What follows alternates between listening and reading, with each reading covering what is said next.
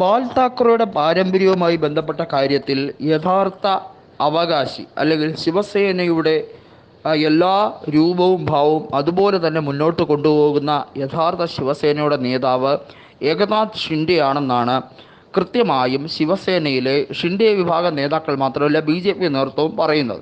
BJP പറയുന്നത് അവരുടെ കൂടെ ഷിൻഡെ നിൽക്കുന്നത് കൊണ്ടല്ല അങ്ങനെ പറയുന്നത്.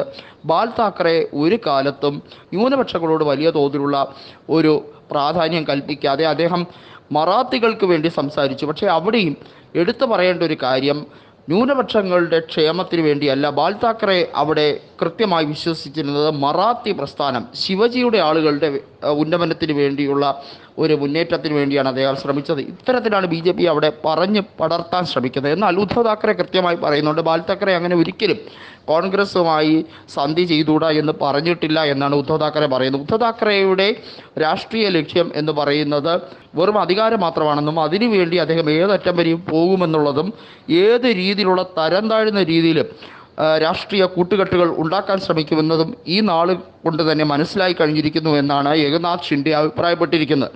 അതിൽ ബലിയാടായ പല നേതാക്കളുമുണ്ട്. അവരെല്ലാം തന്നെ സമീപിക്കുകയാണ് എന്നുള്ള നിലപാടിലാണ് ഏകനാഥ് ഷിൻഡെ. ഓരോ ഘട്ടത്തിലെ തെരഞ്ഞെടുപ്പ് കഴിയുന്തോറും മഹാരാഷ്ട്രയിൽ വിവാദം അതിശക്തമായി തന്നെ കൊഴുക്കുകയാണ്. BJP നേതൃത്വം പറയുന്നത് 48-ൽ 40-ലധികം സീറ്റ് നേടി BJP ദേശീയ തലത്തിൽ അധികാരത്തിലേക്ക് വരും, അതിൽ മഹാരാഷ്ട്രയിൽ കാതലായ പങ്കുണ്ടാകും എന്ന് തന്നെയാണ് പറയുന്നത്. അതുമാത്രമല്ല, നിയമസഭാ തെരഞ്ഞെടുപ്പിൽ ഒറ്റയ്ക്ക് BJPക്ക് 144 സീറ്റ് കിട്ടും എന്ന അവകാശവാദമാണ് നിതിൻ ജയറാം ഗഡ്കരി, അതായത് നമുക്കറിയാം കേന്ദ്ര ട്രാൻസ്പോർട്ടേഷൻ മന്ത്രി കൂടിയായിട്ടുള്ള നിതിൻ ഗഡ്കരി പറഞ്ഞിരിക്കുന്നത് ഇക്കുറി ദേവേന്ദ്ര ഫട്നാവിസിനെ ഒരുപക്ഷെ മാറ്റിക്കൊണ്ട് ഗഡ്കരിയെ തന്നെ മുഖ്യമന്ത്രി സ്ഥാനാർത്ഥിയാക്കി പ്രഖ്യാപിക്കാൻ വേണ്ടിയുള്ള രാഷ്ട്രീയ നീക്കം കൂടി BJP അവലംബിക്കണം എന്നാണ് RSS പറഞ്ഞിരിക്കുന്നത്. അതായത് RSSലെ ഏറ്റവും പ്രിയപ്പെട്ട വ്യക്തി എന്ന് പറയുന്നത് നാഗ്പൂർക്കാരനായിട്ടുള്ള നിതിൻ ജയറാം ഗഡ്കരി തന്നെയാണ്. കാരണം RSSൻ്റെ നേതാവായിട്ടുള്ള സംഘചാലകായിട്ടുള്ള മോഹൻ ഭാഗവത്തിന് എന്തുകൊണ്ടും നിതിൻ ഗഡ്കരി ഏറെ പ്രിയങ്കരനാണ് എന്നുള്ളത് നമുക്കറിയാം. വളരെ ചെറുപ്പം മുതൽ തന്നെ RSSുമായി ബന്ധപ്പെട്ട് പ്രവർത്തിക്കുകയും അതിലെ ഒരു കാര്യവാഹകായി അതിശക്തമായി പ്രവർത്തിക്കുകയും ചെയ്ത നിതിൻ ഗഡ്കരിയെ ഒഴിച്ചുകൊണ്ട് മറ്റൊരു പുതിയ നേതാവിനെ അവിടെ പ്രതിഷ്ഠിക്കാൻ കഴിയില്ല.